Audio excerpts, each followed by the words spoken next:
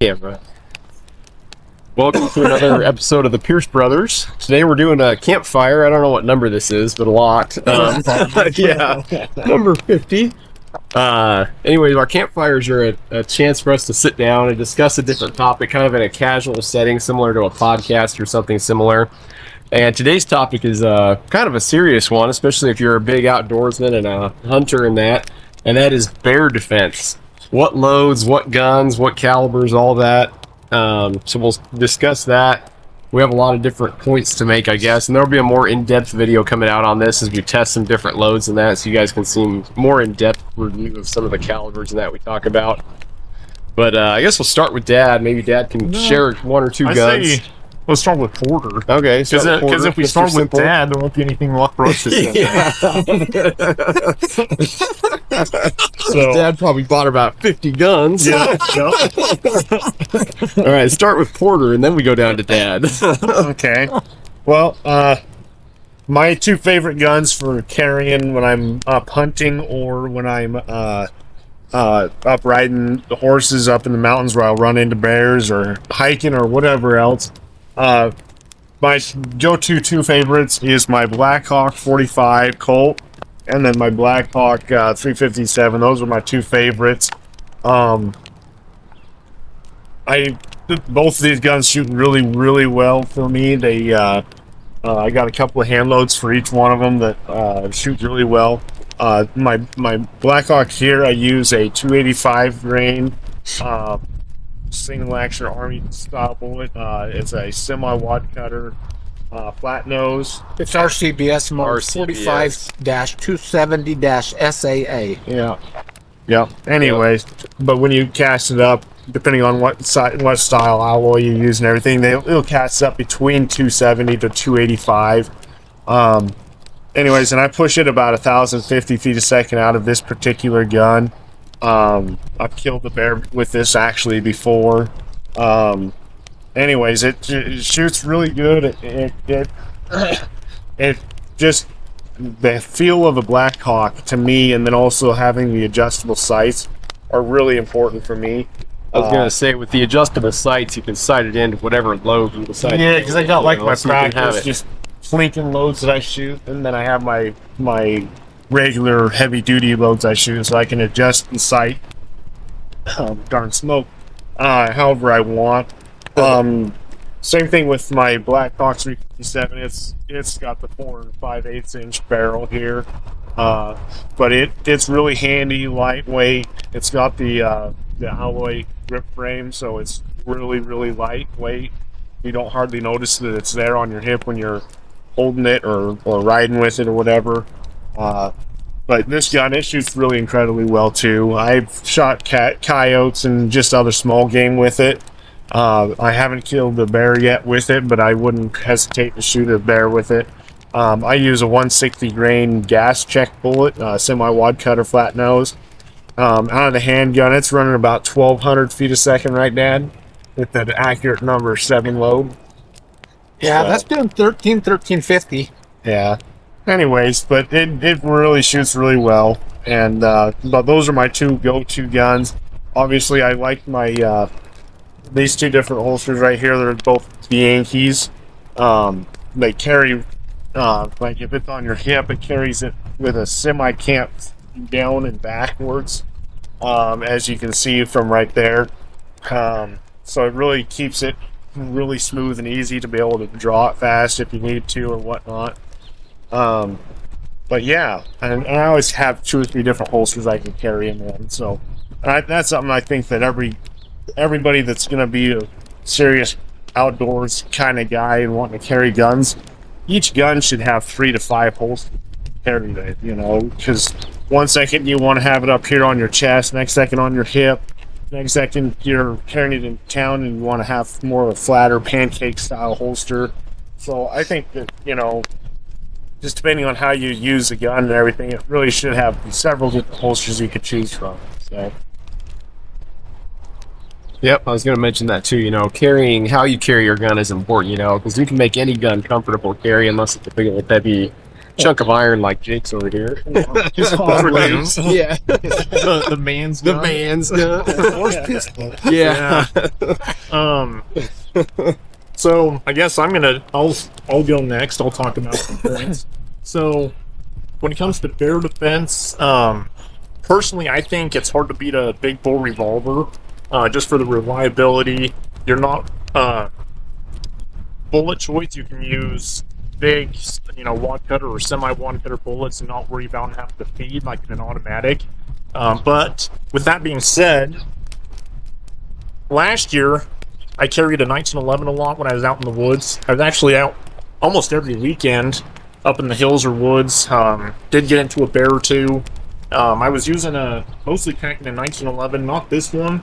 I have a different one. Well, I had a different one. It was a Remington UMC Turnbull commemorative gun that was I specifically set up to shoot heavy loads plus key loads, and with the stronger recoil spring buffer, just things like that if you're going to shoot a lot of plus P loads out of it. But I was carrying that for the most part. But this is probably going to be my new woods packing gun. It's my Alchemy classic government model is what they call it. Again, 45 ACP. Very accurate handgun, but again, if you're going to be using a semi-automatic pistol for woods carry or bear defense, big predator defense, you want to make sure you use the right bullet. So Buffalo Bore makes a fairly good load. This is a 255 grain bullet. He advertises going 925, but he says that in most handguns it's going faster, up to like 950, 970, depending on which, how fast your particular gun is. But it's a hard cast bullet, and that's probably something you're gonna want to use is a good hard cast bullet, and going at moderate velocities to get the penetration that you need. Yeah. Yeah. You're not looking for expansion typically. No, you don't want expansion. Yeah. You want the penetration and the tissue damage that comes from that, especially on a bear, Yeah, Tim Sundles, the owner of Buffalo Bore, put one of those in a 45 through a black bear, broad through the shoulders, went through both shoulder bones, penetrated all the way out, and made an exit wound. So pretty heavy duty bullet there, that 255 grain. So. But that's always an option, using a good hard cast bullet. Flat nose is preferable, but make sure it's going to feed in your semi-auto pistol. That's a big must. You want heavier. You're not going to want to use that load with a 1911 set up for target loads. No, You're going to want the heavy recoil springs. You gotta build up your 1911 for it. Maybe even shock buffers or whatever. You're going to want heavy recoil springs. It's not a limp wrist load. So no. And when you shoot one of those in a 1911 or something, you can feel it's got some pretty good horsepower to it. It's I've gone a different load than I've shot in my semi-auto Thompsons. That's when you shoot that's actually what I was shooting mostly, just as a target load in that 1911. I was packing a lot, but I can't remember. I think it was going about the same velocity, about 960, 970 or something out of our 1911 handgun, but it was a 230 grain full metal jacket bullet. So again, that one's a little heavier, but you can certainly tell the difference shooting that versus just a standard target practice load, So, yeah, if you're gonna use an automatic, get something 45, 10 millimeters, a good option too. Shot placement is one of your most important things. So yeah, that's my automatic. That's probably gonna be one of my main carry guns this coming year. Before Jake moves on to his cool reviews, I'll mention another automatic 45, be the FN 545. You get 18 rounds of the Lord caliber, as we call it. As Joe calls it. yeah, that might be what Joe. Yeah, that's not what I call it. This gun has been ultra reliable. We got about 1,500 rounds through it, and no malfunctions. We shot up about 500 rounds of that with some remanufactured stuff from an ammo company, and it was giving us issues in a lot of other guns we tested it through. But this 545 fed it like nothing and didn't have any issues with it. Had one malfunction where the feed or something. the bullet deep-seated when it was trying to feed. Yeah. So again, with that remanufactured stuff, really a great gun there. Really reliable. This is the tactical version of the regular non-threaded, non-suppressor height sight version for quite a bit cheaper. So that's a great option if you want that extra capacity. 10 rounds over the next 11. Yeah, that's pretty substantial advantage there. And But it weight, again, it's lightweight. Yeah, it's pretty lightweight, but test your load strip. Whatever load you decide to pick for outdoor carry, make sure it's a hefty load, and then it'll function in there. There you go, carrying it. So, yeah. All right, Jake, didn't mean to interrupt. I just No, wanted to come on while you were on 45. So. Yeah. So I've recently, as many of you probably know, I've gotten into black powder shooting a lot this past year, and had a lot of fun doing that. And reading Elmer Keith's book, Six Guns again. I was actually kind of perusing through that online, and then followed my dad's copy here a couple of weeks ago so I could read it cover to cover again. It's been a few years since I've read it, but there's a story in there Elmer Keith was saying about a guy that was shooting bears in California, the big brown bears, grizzly bears in California with a Colt Dragoon, and he was killing those in California. I can't remember how many he killed, but I think it was a couple hundred, and he was shooting them in the head with a Colt Dragoon. And you think about it, and the conical bullets of the day were Pretty much pure like lead. 260, 270 grain bullets, and shooting with 40 grains of black powder, it'd get the job done, And again, this comes down to bullet placement. If you shoot them in the right spot, it'll certainly be effective. But so it kind of inspired me to buy a modern replica Dragoon. I sent this off to Goon's Gun Works to build into a bear gun to kill bears this next spring. It's kind of been complete at the moment. Dad's got my cylinder. We're going to be reaming the throats out to 453.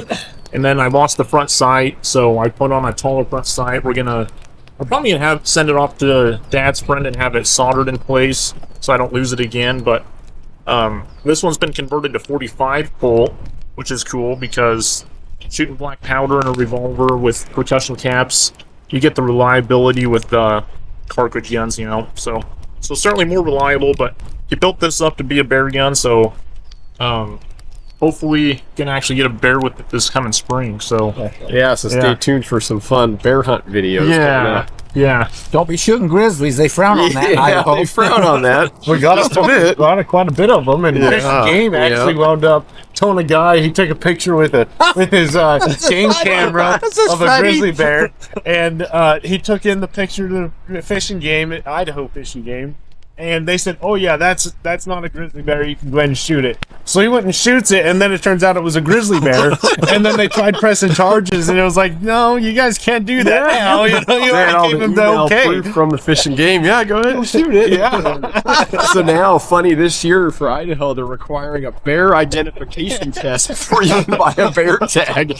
When it was there in their phone. They're making us take it when we can tell the difference. Right? Yeah, so funny. Good old Fish and Game at its finest. Well, as Tim says, those guys are just a bunch of idiots, The Forest Service and the Fish and Game, I'm sorry if you're a Forest Service agent. There's a lot of them that are just dumb as a box of rocks. Yeah. But yeah, anyways, stay tuned. I'll be doing a full review of this gun in the future once I've got it back together and complete. So it's a pretty cool gun. I'll go through all the features that he's done to make it a good, durable Cartridge gun, 45 Colt cartridge gun. So yeah, and with something like this, we were shooting before I lost the front sight. We were shooting a 200 grain bullet because it was shooting super high with the heavier bullets. So with the 200 grain bullet going about 1,300 feet a second, it was shooting pretty close to point of aim. And then I lost the front sight pretty soon after that. So I'm gonna put a taller one on so I can shoot the heavier bullets. So Write it down however you need. yeah, I decided to kill two birds with one stone there. So yeah. Well, we're on the 45 Colt topic. I've got my USFA here, 45 Colt. It was just a rodeo to start with, right, Dad? Yeah, so I got this when I finished my Eagle Scout project. This is my gift from Dad. Sold it to Jake at one point, or traded it to Jake. Got it back from him. One of the guns I regret selling the most, and ironically, I was able to get it back. So, Yeah, Jake did it fast enough. we antiqued it and put the yellow grips on there to make it look like John Wayne's gun from True Grit and a lot of his other movies. He carried that gun in a 4 3/4 inch barrel, but that's one I carry in the mountains a lot. And I use the same load that Fort used, that 280 grain or 285 grain RCBS load. I had Dad load me up a box of those a few years ago. Still have them all ready to go. Yeah. I haven't had to shoot a bear, so they're all still ready. Yeah. Kill it deader than a doornail. We hiked in East Idaho a lot. Jake and I did when we went to college over there. Ran into a grizzly at one point. Were you there that time? Yeah. But yeah. Anyways, there's a lot of grizzlies in East Idaho. There's quite a bit over that way. In West Idaho, though, where we're at now, there's mostly black bears. But there have been some sightings up north, a little bit of some grizzly and that. So, but yeah, that's a great option. Good single action. And then another option my wife carries a lot is her Ruger GP 100 and 357 mag. And again, bullet choice is important with that. We got some of the. I had Dad load me up some of these for my wife too. I don't remember what they were. Probably a 160 grain. I think so. It's been years. I'd have to look at the box again. I sighted it in with them, and that's what it's sighted in for. And then when we're out plinking, it's hitting off, but that's what it's sighted for. So, yeah, those are great options. The GP 100 is real tough, rugged, reliable design for Ruger, and it's light enough weight. My wife can probably pack that. She usually uses Galco Great Alaskan chest holster with it, nice and comfortable when you got a pack on and that. So. Yeah, those are kind of my main choices for mountain gun defense. And then, of course, I mentioned the 545 already. I've carried a 10mm quite a bit, too, when I'm bow hunting. Usually an M&P 10mm is what I'll carry. It's lightweight. You get 15 rounds of capacity, which is plenty for any kind of bear defense in black bear country. So there's Joe's mentioning is M&P 10mm and stuff.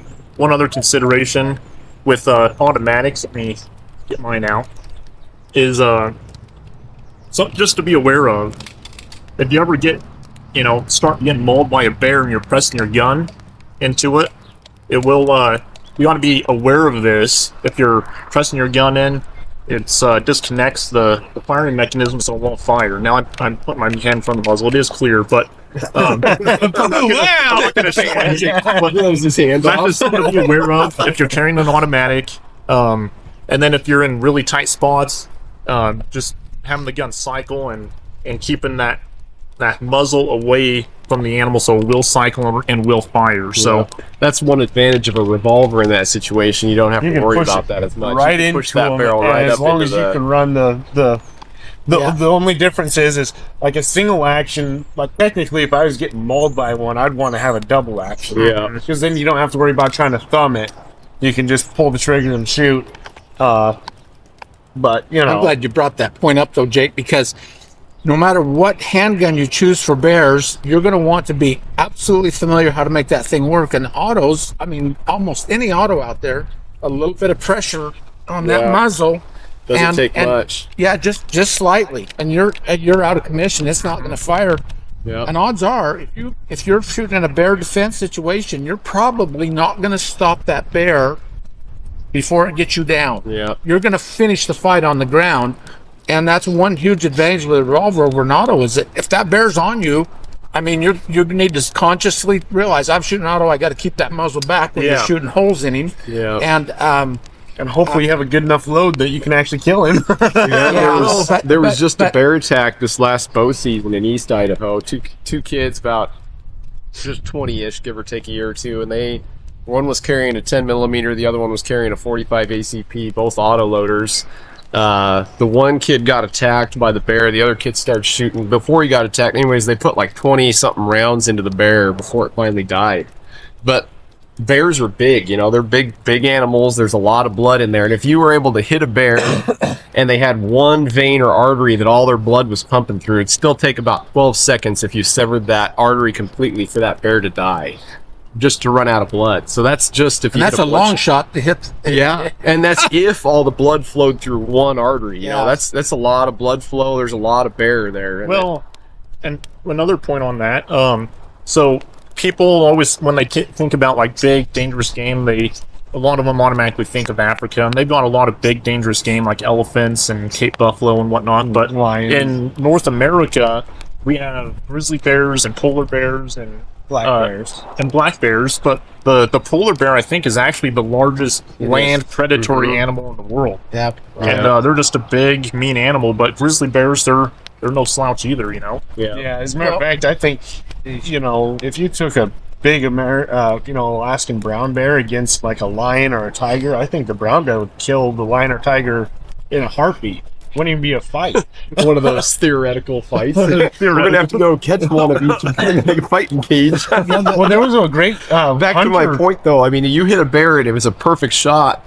It's not going to die instantly. It's pretty rare. I mean, you have to have a big bore that's going to shock that thing enough to put it down and shock the nervous system. So that's one advantage of a big bore revolver is when that bullet hits, it creates shock on the nervous system that'll help shut them down faster. Yeah. So the bigger the bullet, there are some advantages to that. I think Dad's going to touch on that a bit, but Yeah, there are, and I'll tell you something else too. And I've shot a lot of bears, both black and grizzlies, and with handguns, by the way. But here's the deal: like in Alaska, you go up there and you're in a hunting camp, whatever, and you got caribou and moose and bear bones. You're cutting up meat and whatever.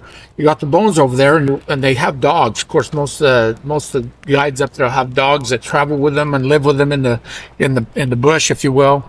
And one thing you notice, you go to break up those bones, and man, you can tell instantly when you hit the bear bones because they are so much more dense than the caribou or the moose by a lot. And bear muscle and bear bone is very, very dense. We'll cover that in just a minute. But they're a different animal. They're tough. They're really tough. So yeah, and on the autoloader thing, even with a threaded barrel, that barrel sticks out a ways. You still go out of battery there if you push on it. So if you sit there thinking just that much, you're done. And then your firing pin's not going to make contact with that. Well, the problem is too, it's your natural reaction of a bear's attacking you to be protecting your vitals or face. So you got a handgun here, you're trying to shoot the thing. Yeah. And if you have to have two hands to clear that gun, you've just jammed it for whatever reason, and you have to have two hands. That can be hard. A revolver, a double action, of course, you just got, you got one trigger to run with. A single action, same thing. You can at least thumb it and run it with one hand. So especially on a grizzly grip, it's much easier to run it one-handed. So traditional style grip, not as much. Yeah. Yep. Well, some run the traditional grip and hammer fine. Yeah. But regardless, regardless, a double or single action can be run with one hand. An auto loader certainly can be run one hand, but if you run into a problem, it's going to probably take two hands to clear it. You can train yourself different methods that you learn in self-defense situations of, hooking the sight on your pants, the racket or whatever. But man, with a bear chewing on you, that's going to be hard. Real hard. Yeah, me personally, for my own use and everything, I just won't ever carry an auto loader as my primary weapon of choice in bear country. Well, the big thing is for me, it just doesn't work. Well, the big thing is whatever you use, you need to know how to make that gun run 100%. Yeah. You need to be mentally prepared that, okay, if I'm carrying an autoloader, these are the rules to make it work in that situation. Yeah. So yeah, exactly. So training is key, just like in self-defense against two-legged variety of things. You got to train for the animals too. Yeah. Well, an example of why that's so important too. We'll cover a couple more of these, but you could look this up on the internet. I'll cover this story maybe another day, but there's an old bear in Alaska named Old Groner. This goes back many, many years ago. It's a fascinating story, but he was a bear that had been wounded several times by various gunfire, and the day he finally got killed, a guy was staking his claim, and Old Groner came out of the bush. He's a huge bear, but he came out of the bush, and the guy's dog diverted the bear for that split second that the guy was able to reach over and get his 95 Winchester and start shooting him. He shot it empty and finally killed the bear on the last shot. But here's the chilling part: when they killed that, when they skinned the bear and dressed him out, cut him up and whatever, they found that there was 233 Winchester bullets that broke his jaw and lodged in the jaw, and there was 338 special bullets up underneath the jaw that in the gristle and stuff. And there'd been very popular, well-known trapper that disappeared years before, and those were the two rifles or two calibers. He always carried a 38 and a 33 Winchester Model 86. And so they knew then that he'd shot that bear with that 33 and hadn't got him killed. The bear got him down on the ground, and he went to fighting with his 38 and shot him 3 times in underneath that jaw, but it wasn't enough caliber or bullet to get the job done, and the bear killed him. And so again, you know, we'll tell a couple more stories about those you know, the importance of, you know, staying in the fight when a bear has you down, because odds are very high that's what's going to happen if you have to use a handgun for defense against bears, because they travel incredibly fast. I mean, you know, different recordings of how fast they go, but if you were the fastest human in the world, he'd make you look really slow. Yeah, very slow. So when if they make a charge at 40 yards, think 40 yards, that's quite a ways away. He's going to be on you right now. I mean, literally a couple of seconds, he's going to be on you. And so to get him stopped in that time frame, it can and has been done many times, but odds are he's going to take you to the ground, and that's where you're going to have to finish the fight. So, yep. I didn't mean to talk over you, Joe. Yeah, no, I was pretty much wrapped up. Okay. I'll make a few more notes as we talk. But okay. Well, I'll start off with a story that happened, 30-something years ago by up in Montana. There was a fish and game officer named Lewis Kiss, and they'd had a problem bear. They'd relocate him, and Lewis was known as he was about ready to retire from Montana, but he was the bear guy. He was the bear expert. He's the one that handled almost all the bears, and they had a 400+ pound male grizzly that they had to relocate, and he'd been drugged. He was in a cage in the back of a pickup, and they rate him as they kind of come out of being drugged. And he looked at him, he's like, oh, this bear, he's dang near 100%. And he was agitated. He'd been, you know, he knew he'd been mauled by humans, and he'd been shot with and whatever. And he was irritated. So Lewis had a rookie officer with him, and he put him in the front pickup of the truck, and he said, okay, when I say drive, you drive. So Lewis gets on top of this cage, and he's told me, he said, you know, my instinct said, reposition your gun. He was carrying a Smith & Wesson Model 66, which is a K-frame 357. Great gun, by the way. But he was using department-issued 158 grain jacketed hollow point ammo. And something told him, he kind of always kept the gun a little bit around past the point of the hip on his thing. Something said, just kind of shift your whole gun around. So he did. He shifted it around so it was more on the side, almost to the front. And he got on the top of the cage, and he told the guy, he says, all right, drive. And he's pulling the gate up, and the bear comes right out, and the guy sitting in the front of the pickup didn't drive. We won't tell you what he did, but he sat what there. What do people do when they're super scared? Yeah, exactly. That's what people do when they're really, really, really scared and freeze. Anyway, the pickup, the bear turns around and grabs the cage with his mouth and yanks it right out of the pickup. And Lewis is like, oh crap! He knew he was going into the jaws of death, and he said he blacked out for a split second. The next thing that he knew, the bear was on top of him, and he told me, he said that thing's head looked like it was 3 feet wide, and the bear was biting him on the leg, and his bite force was enough. He literally was breaking his leg bones from the biting. But Lewis could access his Smith & Wesson 66, and he brought it up, and he said he's on his back. He knew he's in a really bad position to stop that bear. He stuck it up behind his eye and the head, and bam, started shooting. Shot 4 shots. And the bear didn't even faze him. Just kept mauling and biting, and he said he could feel his bones crunching in his leg. And he shot 4 shots, and in the melee of things going on, the 5th shot went in the air.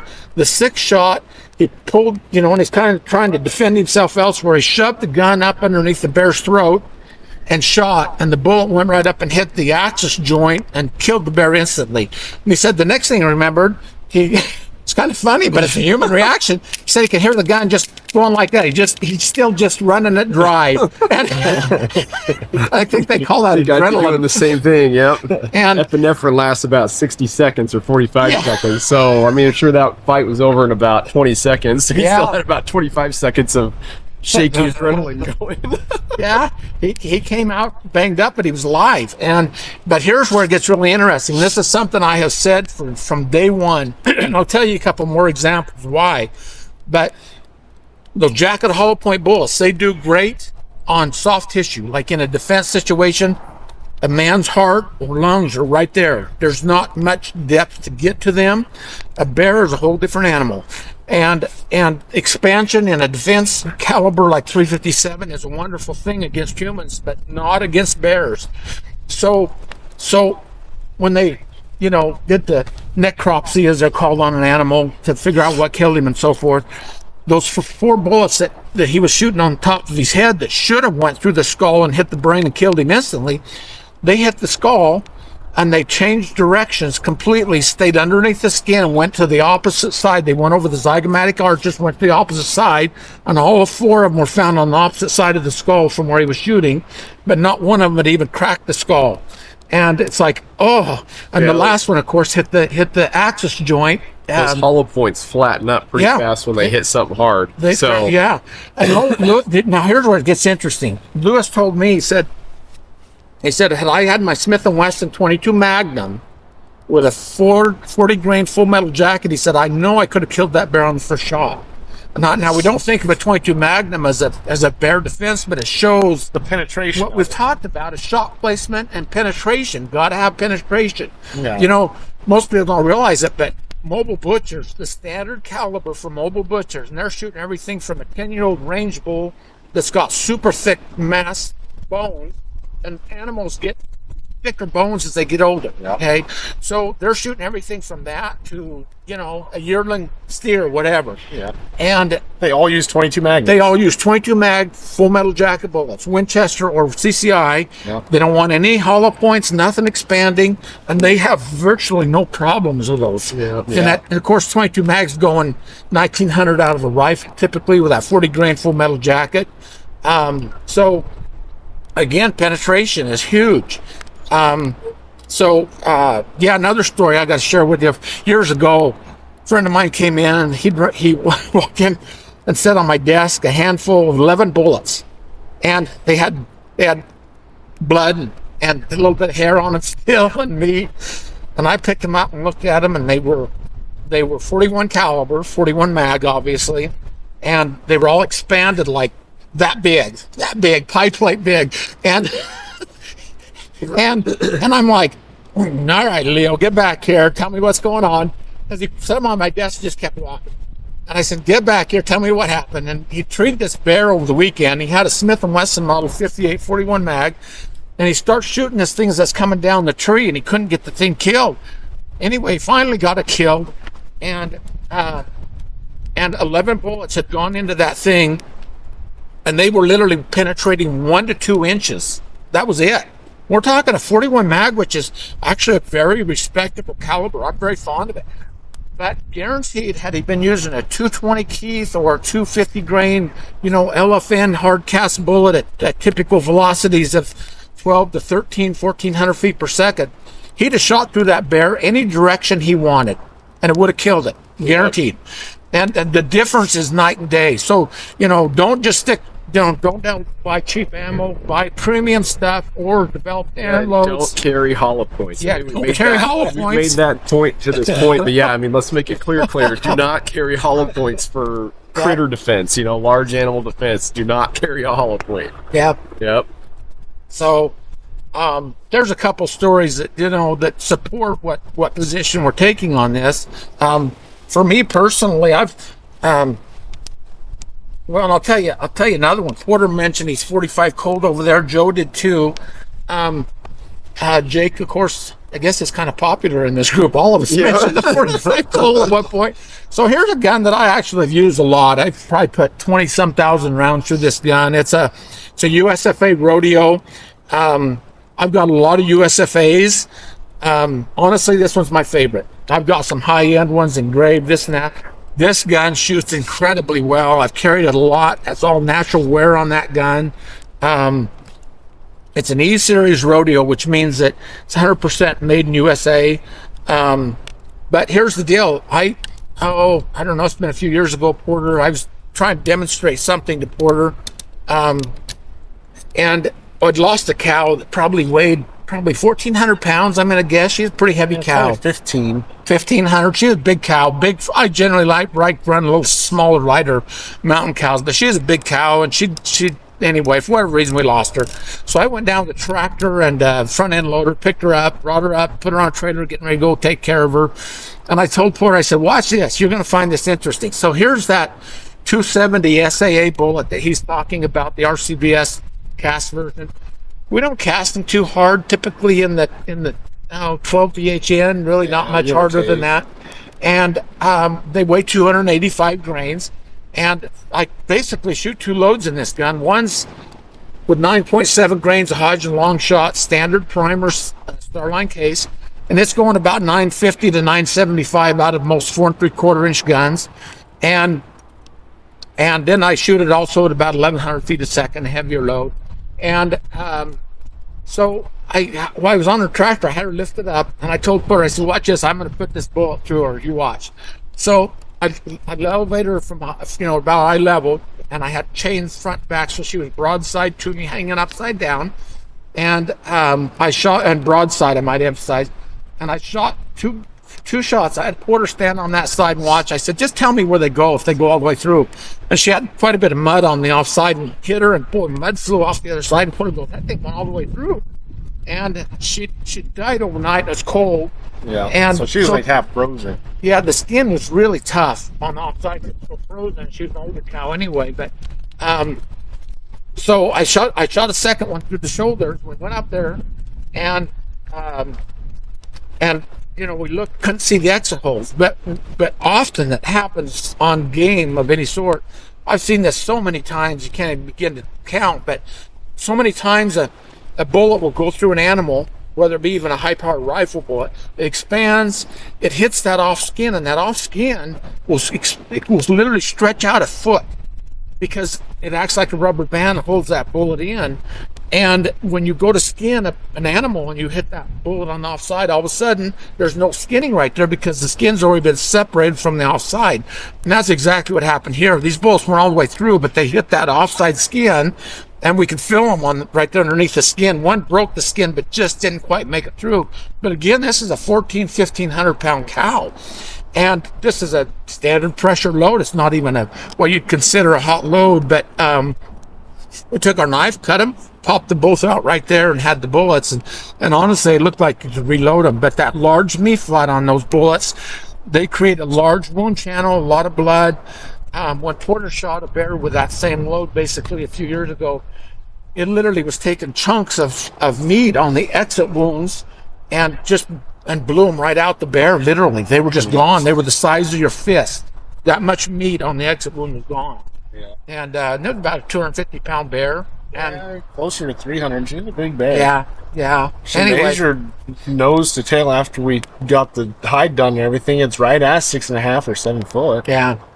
She's a good sized bear for a black bear in Idaho. Yeah. Anyway, so things like that work. I like the fact that get in a bad situation with a bear, and you can, no matter what, you can reach a vital with loads that penetrate. And so I got to mention a couple of others. These are a couple of favorites I've carried in Alaska a lot.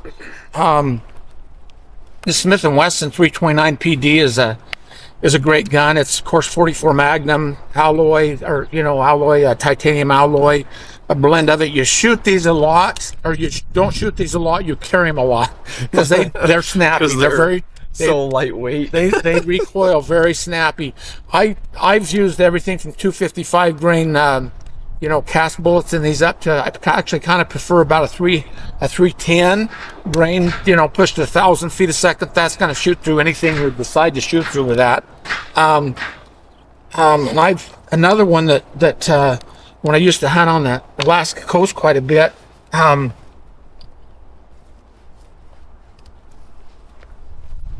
This is a kind of a special favorite. I'll do a better video on these in depth, but this is of course a Ruger Bisley 500 line bar. It's a very early gun that John built for me personally, and that gun that gun's could tell some stories, but I'll tell you what. When I was hunting along the coast in Alaska, that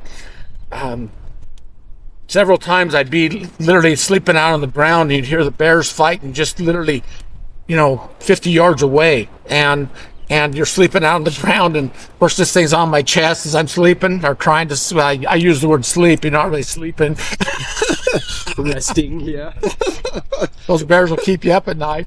But I'm also up in a tent when they just sit there and circle the tent, and knowing that I've got something that can shoot through that bear any direction, a 440 grain bullet, in the 1300 range. I can shoot through those bears any direction I want to reach a vital. The advantage of that too is that when you may not even get them killed, you might break shoulder bones or whatever, and they're still fighting, but you're limiting what they can do to you, and so a headshot or a brain shot's not always possible, but with the bigger, heavier stuff, you can do some real damage to them from any angle, and so we will cover sometime rifles, because if you're really in bear country, you want a rifle, but like the guy that got taken down by Old Groner.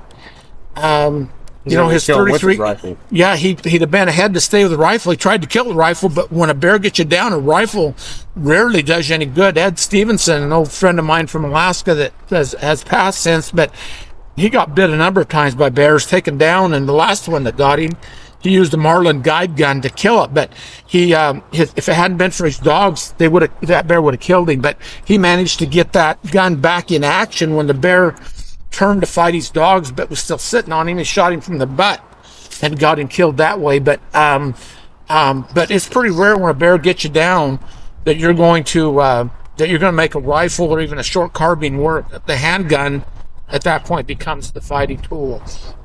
So, yeah, a rifle should always be your primary defense against animals and two-legged variety. So the whole point of a handgun is to fight to get to your rifle. So. Yeah, or in the rifle animal defense, it's your secondary. When the bear got you down, then you pull out your handgun, and you go to work. So, but rifles, you're more accurate. You can typically have a bigger, heavier bullet, more velocity, all those advantages. So, yep. We're still planning out the full in-depth video on this bear defense stuff, and we want to really do some good testing on that. So once we have that ready to roll, we'll release that sometime. I'd say this year for sure. Before fall hunting season kicks off. That gives us time to make sure that's a really good, in-depth, well-made video with a lot of good information. We want a really good. Well, a lot of people camp in the summertime, and being bear wise is actually very important, regardless where you're at. Because I remember there was a guy that was killed up in Alaska here a few years ago. But he was camped right on a grizzly trail, and it's like, well, you don't do that. So, being bear wise is important. Another thing is people talk about bear sprays. I got to get this cheap shot in.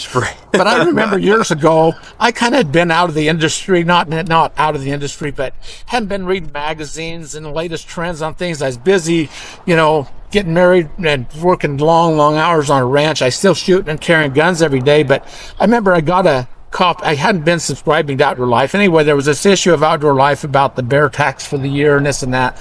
And it was really funny because I was reading it to my oldest son, David, and I thought, this is going to be interesting. I started reading, and virtually every one of them was using bear spray. Yeah. And everything from pointing a thing backwards, sprayed themselves, to the wind was too strong and the bear spray went this way and the bear still attacked them. And every one of them was a failure. And it's like, bear spray can have a place, but it's a pretty controlled environment when that can happen. Yeah. The bear's not charging, it's there, you're going to spray and leave kind of thing, but. Yeah. And definitely not our first choice of defense. No, I'm sorry. It can work, but man, I'm going to tell you what, they're just nothing like a proper firearm.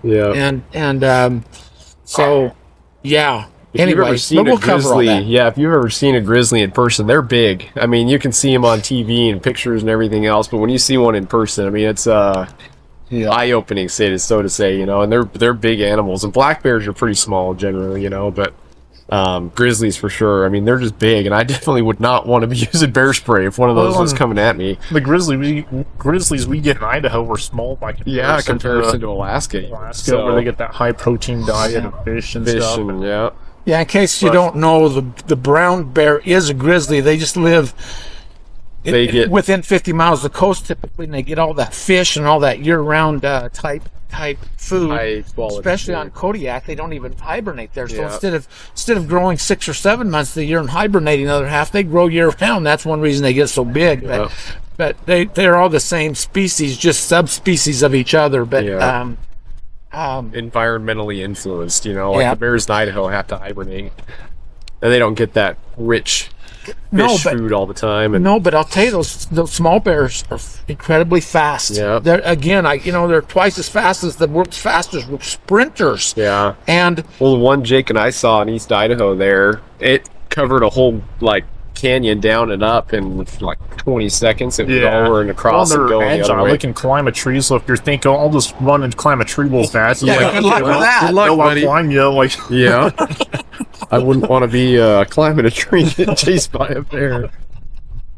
But yeah, I mean, there's a lot to consider with bears, so we'll do a more in-depth and talk about, Dad mentioned bear savvy and just general bear practice to help prevent an attack, obviously, and then then you also always get the guys that talk about, foot-pounds of energy, I've got this gun and this load, it's going this fast, and it's and creating this many foot-pounds of energy, and it's energy means nothing. It means nothing on big game animals. You can take a 22-250 and go hunt Alaska with it, and yet a 45-70 has less foot-pounds of energy and will kill the bear 10%, 100%. Yeah, 22-250 has higher foot-pounds of energy than a 45-70. Do the math on that. That's stupid. So when people bring up foot-pounds of energy, I'm always like, wow, you really don't know very much, do you? Again, it comes down to bullet choice and shot placement. That's really, caliber isn't as important as shot placement and bullet choice. Yeah, absolutely. Yeah. Yep. The same thing goes for, personal defense against two-legged things. It's, shot placement and bullet choice. So. Well, and back to the foot-pounds of energy thing, that's one of the funniest comments I hear all the time is, I shot this elk and I just blew him off his feet. It's like, no, you didn't. Because let me elaborate on that, because there's still going to be some people that watch this video like, what are you talking about? And it's like, okay, so years ago I took 600 pounds of sand and I hoisted it up in the air, and I took a 300 Win Mag to show this to a guy. I said, now the bullet's not even going to begin to go through that. The sand's going to stop it right now. Watch how far it moves it. Boom, and it just sat there. It was freestanding in the air, and it didn't even wiggle it. And it's like, okay, so if you could shoot a gun that was so powerful it'd blow an animal off his feet, knocking down, what's it going to do to you when you get the law of physics says you're going the opposite way too. And it's like in the movies when a guy gets shot and goes flying 50 feet. It doesn't happen. Yeah. What people are actually seeing is the shock to the nervous system of the animal, and that really only happens on the first shot, because that's why when you hear somebody shooting a bear like that one you referenced in East Idaho where they shot him 20-something times, when you hit an animal with something like a gunshot, it shuts their nervous system largely down, so the next shots they don't really feel. You're in the fight to try to shoot that animal where it lives and make its where it lives, if you will, dies, where it shuts down. But when you shoot something, an animal walking along the hillside, boom, you shoot it. You shock the nervous system, it goes down. A lot of times they either jump up in the air or they run a little ways and fall over. You've killed them, but it wasn't the shock. It was the shock that put them down and not the energy of the bullet. Yeah. So, yeah, exactly. And that's where a bigger caliber comes in handy. That bigger bullet makes more shock. So, Yep. Well, I think we're about wrapped up. All right. So thanks for watching. Don't forget to check out our Patreon and that. We really appreciate your guys' support. Like, share, subscribe, and then stay tuned for that full in-depth testing of different bullets and calibers and that for the bear defense. We might try to get that out before spring, before summer, because we know everybody's camping and going on vacation, whatever. Spring bear hunting's coming up pretty soon, so maybe 1 or 2 months from now, month-ish, we'll try to have it out. Yeah. So, stay tuned. Thank you guys, and we'll see you next time.